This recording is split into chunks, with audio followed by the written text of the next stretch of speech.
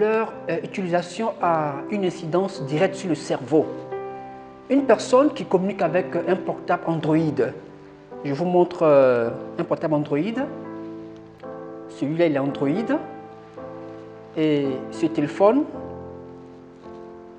lui, il n'est pas Android. Alors, l'utilisation du téléphone Android, une communication de 20 minutes à l'oreille,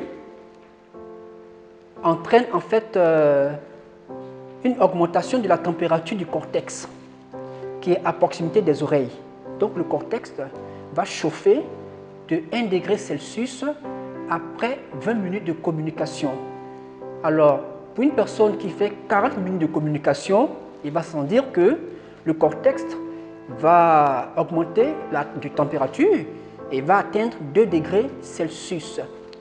Alors, pour une personne qui a l'habitude de communiquer, elle peut faire un bilan par semaine et par mois pour voir combien d'heures elle reste accrochée à un téléphone Android et comment elle expose son cortex.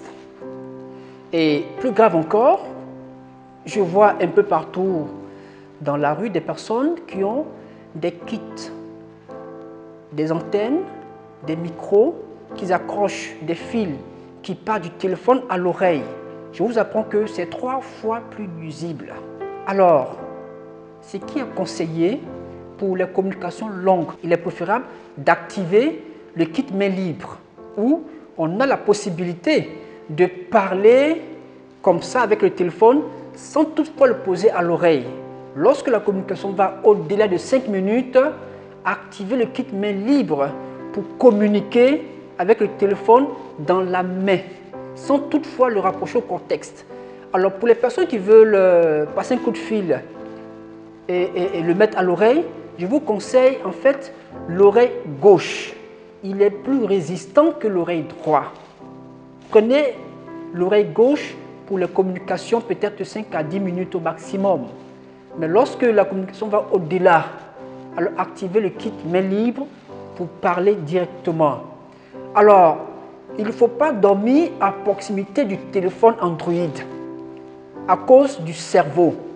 Et donc, quand vous êtes couché dans la chambre, veillez à ce que le téléphone Android soit au pied du lit. Il faut qu'il soit au moins à 3 mètres de vous. Ne le mettez pas au niveau du cerveau, c'est dangereux. Vous voyez? Alors, on ne met pas le téléphone Android dans la poche de là, à cause de l'appareil cardiaque.